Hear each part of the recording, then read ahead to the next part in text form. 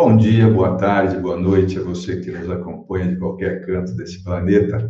Nós estamos começando mais uma edição do ICB em Pauta, um programa de entrevistas do Instituto de Ciências Biomédicas da USP, o ICB-USP. O ICB em Pauta é uma realização do Núcleo de Comunicação do ICB. Nós temos os trabalhos técnicos do Márcio Vilar, a produção da Ana Carolina Guerra, a coordenação do Altamir Souza e a direção da professora Marinilce Santos, que é também vice-diretora do ICB. Eu sou José Roberto Ferreira, jornalista da Acadêmica, agência de comunicação parceira do ICB, na sua divulgação científica e também institucional. Obrigado por estar aqui conosco em mais um ICB em Pauta. O nosso tema de hoje é educação antirracista. A gente, em função, nós estamos em novembro de 2025, nós estamos, portanto, no mês da consciência negra, e o ICB em Pauta vai fazer 2 programas relacionados motivados e estimulados pelo mês da consciência negra. Para o tema de hoje, educação antirracista, a gente tem a participação da professora Márcia Lima. Ela é professora do Departamento de Sociologia da Faculdade de Filosofia, Letras e Ciências Humanas da USP, a FEFELESH. Professora Márcia, ela é doutora em Sociologia pela Universidade Federal do Rio de Janeiro, tem um pós-doutorado na Universidade de Colômbia e foi pesquisadora visitante do Centro Hutchins da Universidade de Harvard. A professora é pesquisadora sênior associada do SEBRAP e foi secretária de Políticas de Ações Afirmativas e Combate ao Racismo no Ministério da Igualdade Racial de 2023 a 2025. Professora Márcia Lima, muito obrigado por estar aqui conosco. Muito obrigada a você pelo convite, estou muito feliz de estar aqui com vocês, um prazer. Maravilha. Professor, educação antirracista, eu acho que é um conceito e uma prática ainda pouco conhecidos na sociedade brasileira, mesmo nos ambientes educacionais. Então, eu pediria para você, por favor, nos falar o que significa na prática a educação antirracista.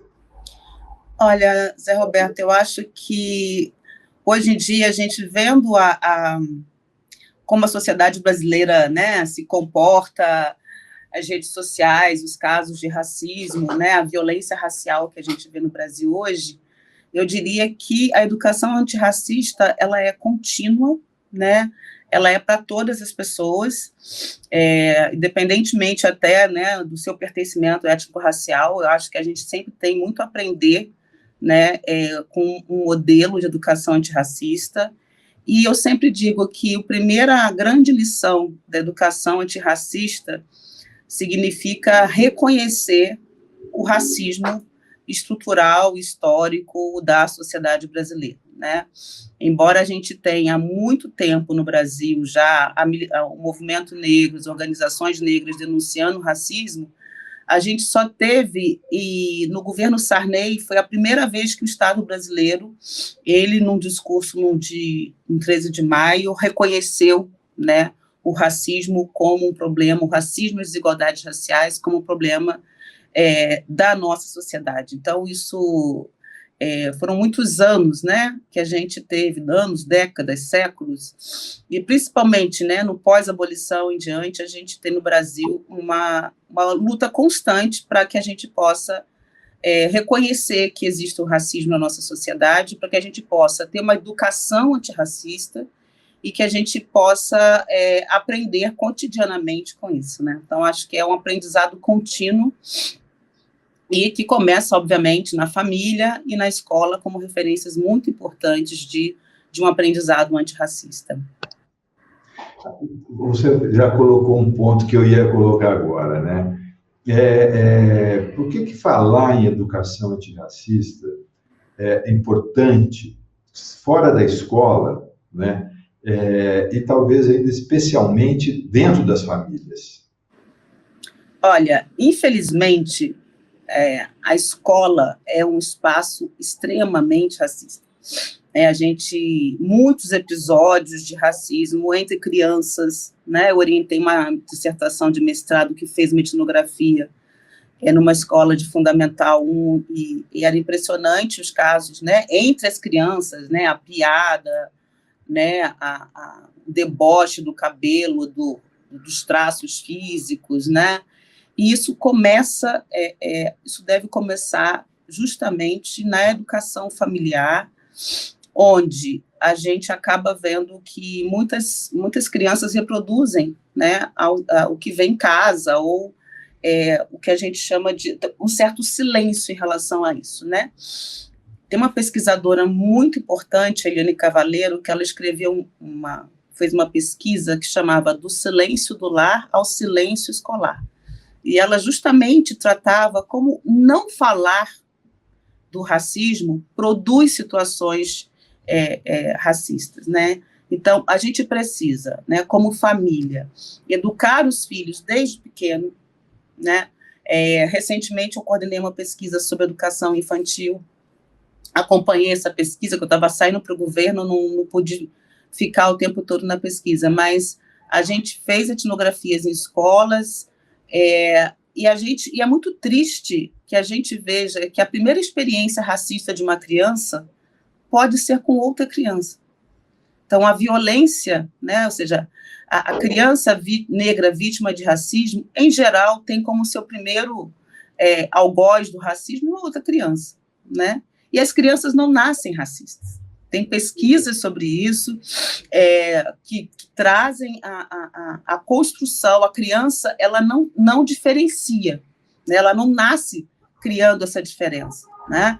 Tem vídeos muito interessantes de duas crianças, uma negra e uma branca, e a pessoa pergunta para a criança branca como é que ele descreve a criança negra. E, em momento algum, ele faz uma referência à cor da criança. Nós construímos isso, né? A família, a escola, a sociedade, os ambientes que a gente frequenta. Isso é muito duro, né? Você chegar à conclusão de que isso, eu posso te falar da minha própria experiência como uma criança negra em escola, que sim, a minha primeira experiência de racismo foi com coleguinhas da minha idade, né? Isso é muito doloroso, né? Você superar isso. Então, acho que as famílias, né, de crianças brancas, elas precisam pensar nisso, né? Você quer que o seu filho seja uma primeira experiência racial negativa de uma criança negra? Como é que a gente pode trabalhar isso, né? E eu acho que o grande avanço que a gente tem tido no Brasil recentemente é que a gente quebrou o tabu de falar de racismo, né? Hoje, as escolas privadas de São Paulo, todas elas têm comissão de diversidade, têm políticas de ações afirmativas, porque existe também uma característica, né, que as crianças brancas de classe média e alta, a vida inteira, elas estudam numa escola onde 95% das crianças são brancas e onde a referência negra dela é a cozinheira, é a moça que limpa o banheiro, a moça que varre o chão, é a empregada da casa dela. Então, essa referência, ela tem que ser desconstruída, e por isso que é importante termos ações afirmativas e defendermos que nós, negros, devemos estar em todos os espaços, para que a gente não construa essa imagem, né, de que as pessoas negras são subalternas. Isso faz parte da educação racista, né? Então, para uma educação antirracista, nós precisamos ocupar espaços decisórios, né, espaços públicos e escolas públicas e privadas. Então, acho que isso é um ponto muito importante para a gente avançar na educação antirracista. Você tocou num ponto aqui que é muitíssimo importante, obviamente, né? Agora, eu pergunto o seguinte, Márcia, pensando dentro de uma família que tem uma criança branca, né? Quando você acha que os pais devem começar a falar sobre racismo com essa criança, né? E como é que você sugere que sejam as abordagens iniciais para levar esse tema para a criança branca, para que não aconteça exatamente isso que você colocou, que, de repente, quem é o primeiro algoz, né, da criança negra seja uma criança branca. Olha, eu não, assim, acho que a psicopedagogia tem isso mais detalhado. As pesquisas que eu vejo é que essa construção acontece entre 0 e 6 anos, né? Que é justamente na educação infantil, que é o momento que a criança saia do convívio familiar, né, e vai para um convívio de escola e outros espaços, né? Por isso que a diversidade nos espaços escolares é muito importante, né? Eu acho que, por outro lado, embora a primeira grande desconstrução que eu vejo, né, que os pais devem fazer com os filhos, é a própria desconstrução do racismo. Você não pode educar uma criança, dar uma educação antirracista para um filho se você não trabalhou o seu próprio racismo. Né? Então, acho que esse é um primeiro ponto, é o exemplo dos pais na relação com as pessoas negras, com o convívio dessas pessoas, com o respeito, né? E explorar uma coisa que a criança tem, que é muito bonito, que é não somos diferentes, mas não somos desiguais. A nossa diferença de cor de pele não significa nada em termos de inteligência, em termos de convívio, em termos de sociabilidade, né? Então, acho que a primeira coisa é a desconstrução de que existe uma diferença substancial entre pessoas, né? Que é o conceito, o racismo, né? A ideia do racismo científico, que foi combatido, mas que ainda tem um poder muito grande na nossa sociedade. Então, acho que a primeira educação antirracista constitui em desconstruir que raça existe, né? Mas, ao mesmo tempo, a gente sabe que essa criança vai perceber ao longo da vida que ela, uma criança branca, recebe um tratamento diferente do que uma criança negra, né? E aí, esse tratamento diferenciado, normalmente, é na escola a primeira experiência que a gente tem nesse sentido. Para você ter uma ideia, eu tive acesso no momento que eu estava no governo, eu conversei muito com a secretária de Educação Básica, né, do MEC, que é uma pessoa muito próxima, a Kátia, e ela estava me contando relatos de crianças negras e brancas em creche. As crianças negras, elas começam a andar primeiro, a engatinhar primeiro e andar primeiro, do que as crianças brancas, porque as crianças brancas na creche têm mais colo do que a criança negra. A criança negra na creche é menos beijada, é menos acariciada, dão menos colo para essa criança. Isso é de uma crueldade, né, que a gente parece impossível, né? Então é muito difícil você formar uma criança uma educação antirracista se as pessoas responsáveis pelo cuidado dessas crianças já as diferenciam de uma maneira tão perversa, né? Então, a gente tem muita luta pela frente, muita luta, porque ainda tem muito que ser feito, muito que ser pesquisado sobre isso, né? E acho que esse é um grande problema, e não é fácil. Eu tenho grandes amigos, eu convivo com amigos que têm filhos e que vejo a criação dos meus sobrinhos. Hoje em dia, eu vejo que você falar, né, você assumir que existe uma sociedade que trata essas pessoas de forma diferente e desigual, e que isso não está correto, que isso não é justo, é a melhor maneira de você começar a tratar desse tema. Márcia, foi em 2003 que o governo federal incluiu na Lei de Diretrizes e Bases da Educação, a LDB, um artigo que coloca a necessidade da educação antirracista, né? Isso mais ou menos circunscreve, né? Circunscreve não, direciona, sugere, ou impõe, ou exige que a educação antirracista se faça curricularmente presente nas disciplinas de arte, de literatura e de história do Brasil, né? Uhum. Então, isso foi em 2003, nós estamos, portanto, há 22 anos uhum. da criação desse artigo na LDB. Quais são os principais obstáculos estruturais, né, que você identifica para consolidar uma educação antirracista no Brasil? Olha, a Lei 10.639 é uma lei muito importante, porque ela torna mudar a LDB é algo realmente... Aí eu acho que assim, né, como eu fui secretária de Estado, eu sei, para você conseguir realmente impactar mudanças, você tem que ter esse nível mesmo, na lei, a mudança tem que ser no nível estrutural mesmo, né, senão a gente não consegue, né. Essa lei, ela tem muitas dificuldades de implementação, né, porque as escolas simplesmente ou não aderiram à lei, né, como se isso fosse uma escolha, e isso é uma coisa que é muito comum no Brasil, né, a gente dizer que se a lei pega, a lei não pega. Muita resistência no campo, principalmente a pesquisa que a gente conduziu no AFRO-SEBRAP recentemente, existe um desentendimento muito grande do que é a lei, né?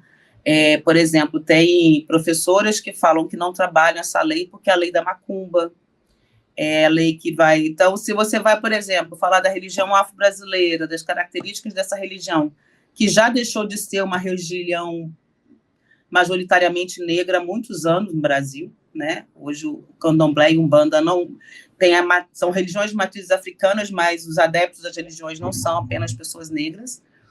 E você tem uma dificuldade muito grande de falar das raízes, né, dessa construção, por muito preconceito ainda, né? A questão religiosa, né, ela é um grande impeditivo para alguns aspectos da lei, né?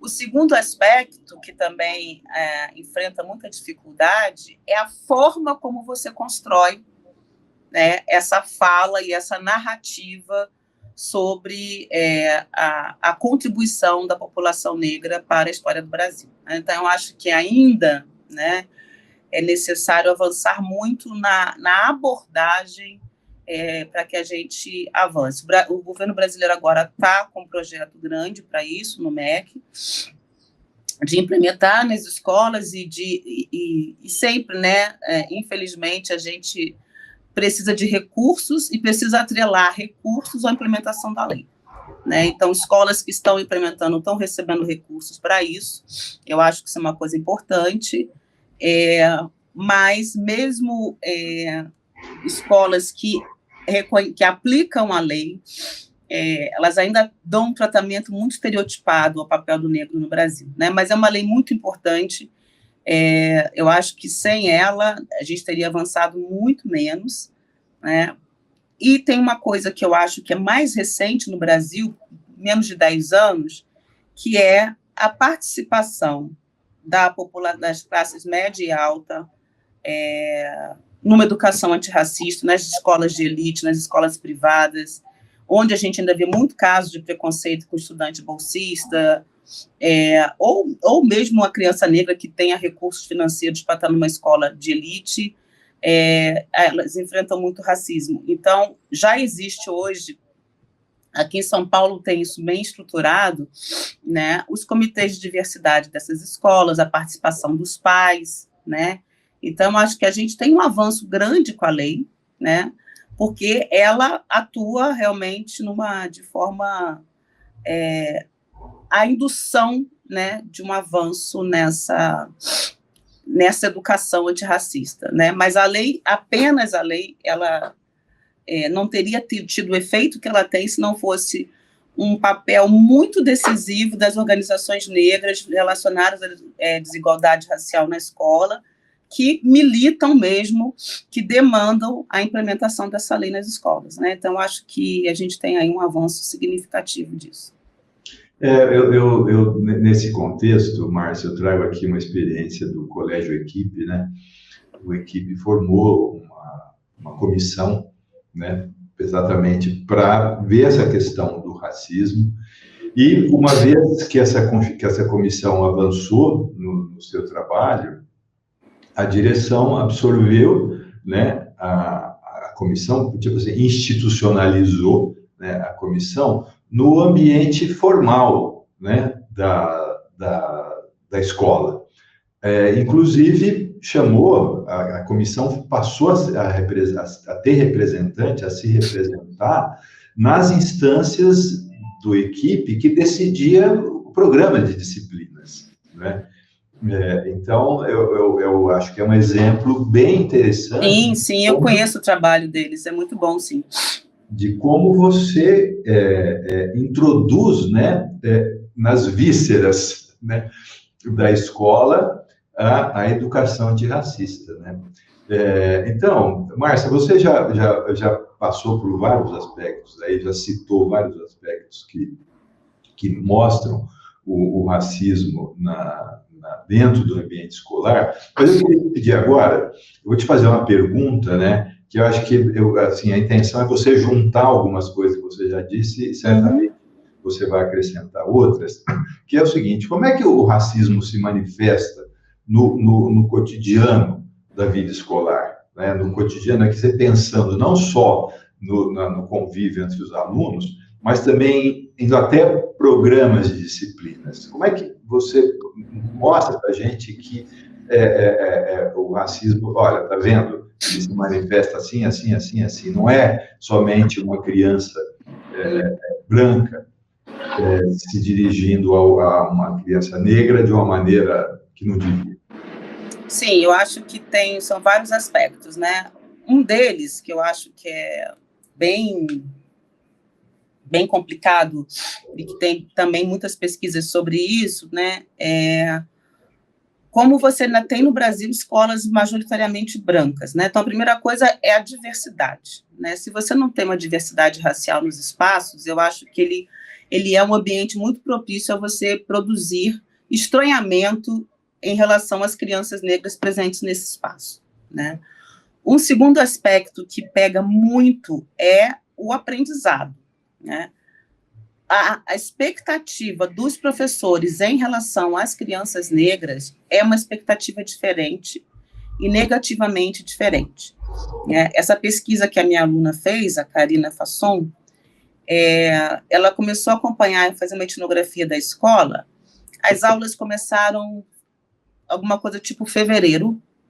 3 semanas depois, sem nenhuma avaliação, sem nada, a criança mais negra da sala já estava em aula de reforço escolar.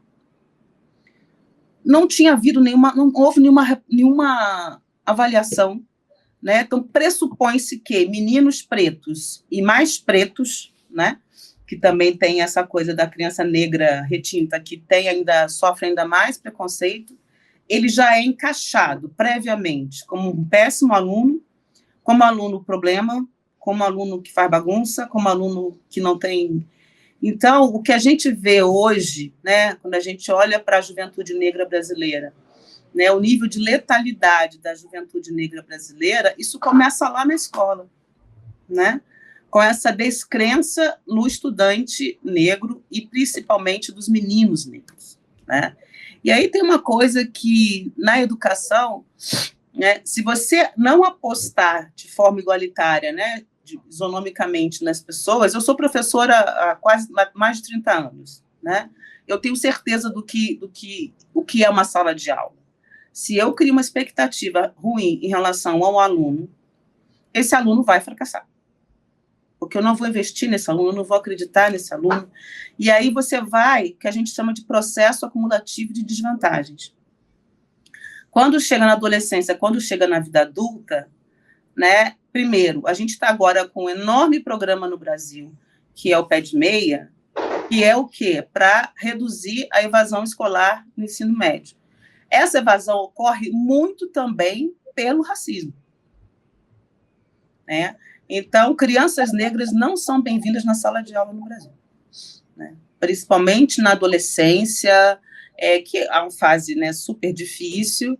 Então, existe, né, não estou falando que são todas as escolas, eu não estou generalizando, mas, assim, a expectativa, né, a gente tem um autor da sociologia, o Robert Merton, que ele fala da profecia que se cumpre, né, ou seja, se você acredita que algo vai dar errado, né, ele fala, se todo mundo acha, ele dá o exemplo, inclusive, de um banco, se sai um assunto, um boato de que esse banco vai falir, todo mundo vai lá tirar o dinheiro do banco e o banco vai falir. né? É um pouco essa ideia da profecia que se cumpre. Então, é um pouco isso que acontece com os meninos negros nas escolas, né? Existe uma expectativa, isso que é o racismo, né? O que é o preconceito, né? Preconceito é justamente uma visão que a gente tem antecipada, né? É uma preconcepção sobre pessoas, grupos, lugares.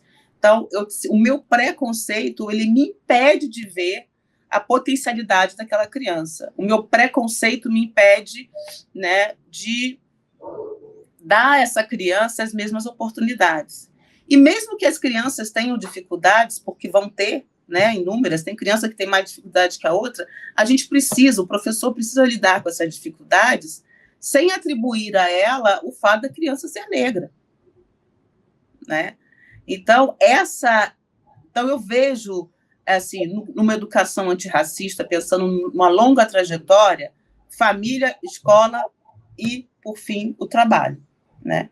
A gente tem um índice mais alto de desemprego entre os jovens negros, né? A gente tem a gente tem maiores dificuldades de ascensão social, de mobilidade, né? Então, ser uma criança negra, né, significa uma expectativa diferenciada em relação ao futuro dela. E a profecia se cumpre, né? A gente tem uma taxa de letalidade absurda, né? Dos jovens negros são mortos, né? E a educação é a única coisa que pode tirar esse jovem da violência. Portanto, Márcia, o professor tem um papel absolutamente fundamental nesse processo, né? Fundamental. E quando e aí eu acho que uma coisa que eu insisto muito essa discussão tem que ser feita, porque às vezes eu vou muito a esses espaços de discussão e está sempre lotado de pessoas negras na plateia. Aí eu estou falando para convertidos, sabe? A gente precisa conseguir acessar as pessoas que não travam um diálogo com essa questão, né? E a gente, infelizmente, eu acho que, por mais violento que seja o racismo, se a gente identifica uma situação de racismo numa sala de aula, a gente tem que acolher esse problema, né? Hoje em dia, a gente joga para a rede social, cancela, e o problema não se resolve dessa maneira, né? A pessoa passa 30, 40 anos tendo uma educação racista, vira professora, entra numa sala de aula, isso precisa ser trabalhado. Inclusive na universidade. Os meus colegas docentes da Universidade de São Paulo não estão preparados para lidar com as ações afirmativas da Universidade de São Paulo. Os nossos colegas brancos muitos não gostam de discutir isso, não querem discutir a sua resistência a isso. Então, é preciso você admitir, olha, é uma situação nova para mim, eu não sei se essa situação é adequada, eu fui contra criar cota na USP, mas a cota está lá, os estudantes estão entrando, e a gente precisa promover um enorme diálogo entre os docentes da Universidade de São Paulo sobre a mudança de perfil dos estudantes da universidade. Isso é urgente, porque se nós, adultos, não tivermos a capacidade de... Olha, eu tive uma educação onde isso não me foi dado, né? E agora eu tenho uma sala de aula com metade de pessoas negras, periféricas. E isso a gente precisa lidar. É um ponto difícil, né? A gente tem... A Lélia Gonzalez, uma grande intelectual negra brasileira, sempre dizia que era o racismo por omissão, né? A omissão é uma forma muito cruel de racismo. Então, a gente não pode ser omisso, não pode dizer, essa transformação, eu estou aqui, professor do ICB há 30 anos, e, de repente, eu estou com uma sala de aula com um perfil socioeconômico racial que eu nunca tive na minha vida. A gente vai dizer que não tem que falar sobre isso, que vai tranquilo, vai estar todo mundo ok, vai lidar bem com isso, não sou racista, né? Então, assim, eu acho que a gente precisa falar desses desafios. É uma mudança muito grande o que está acontecendo no Brasil hoje, e acho que a gente tem um silêncio muito grande. Pensando na universidade, portanto, acho que dá para inferir que a vida universitária, você pensando do ponto de vista formal da organização das disciplinas, da postura do professor em sala de aula, do material de suporte à pesquisa, ainda reflete mais uma visão eurocêntrica da história e da ciência, porque já devia ter superado, né? Sim, a filosofia africana, por exemplo, tem um pensamento africano altamente sofisticado, que a gente nunca ouviu falar. Você entra na faculdade de filosofia da USP e você não lê um autor negro, né? Isso está mudando, né? Assim, a gente tem passado por mudança nesse sentido. No meu curso mesmo, né, pensamento social brasileiro, também não tinha um intelectual negro até muito pouco tempo. E essa nova geração de estudantes negros e pobres, né, que é muito importante falar que as ações afirmativas no Brasil, elas são prioritariamente políticas para pessoas pobres e oriundas de escola pública. Depois é que elas têm recorte racial. Então, é uma política social, mais do que racial. Os alunos chegam... Teve um aluno nosso, inclusive o Chavoso, que é um menino bastante conhecido nas redes sociais, que ele pegou toda a bibliografia que ele leu na USP durante os 4 anos de formação dele, ele não leu 10 autores negros. Né? Então, assim, isso é uma transformação que realmente precisa... Eu acho que é uma discussão muito difícil, porque você entra na questão da liberdade de cátedra, né? Eu acho que isso realmente a gente não abre mão de determinadas conquistas que a universidade teve. Mas eu acho que cabe uma autocrítica, ou se abrir, né? Vai procurar conhecer, né? Tem livros incríveis sobre filosofia africana, sobre intelectuais negros, que né? Inclusive não é só nem a questão negra, né? A gente não lê os intelectuais latino-americanos, africanos, indianos, né? A gente tem uma referência ao sul global em termos de produção de conhecimento. A gente nunca é uma referência bibliográfica, a gente é só uma fonte de informação, né? Eu discuto isso muito com os meus colegas dos Estados Unidos, que estudam o Brasil, e você vai ler, às vezes, um artigo de um professor nos Estados Unidos que estuda Brasil, não tem um autor brasileiro na bibliografia, né? Então, que é especialista em Brasil e não fala português. Então, assim, isso é muito comum, né? Então, eu acho que são transformações que esse embate, né, o bom embate, né, que eu acho que as ações afirmativas trouxeram para a universidade, você dar conta de uma diversidade que sempre existiu no mundo. O que era a USP até 2018 não era a realidade brasileira, não era a realidade de São Paulo, era uma bolha branca, entende? Que não tem, assim, de estudantes e de professores, né? Então, eu acho que a gente está avançando, mas não é uma conversa fácil, sabe? Que eu acho que...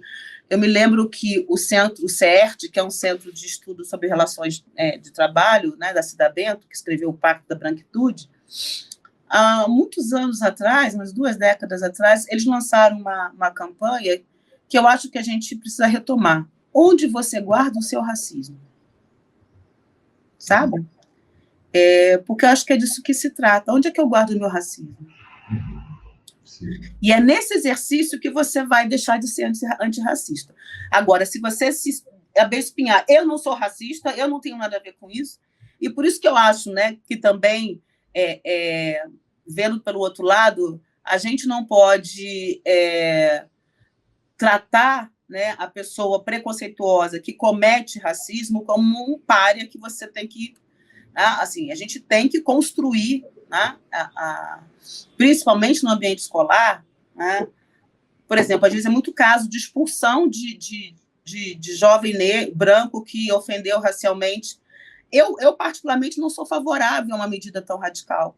Às vezes, eu acho que você tem que abrir ali, chamar a conversa, chamar os outros jovens, chamar os professores e falar dessa ferida, né?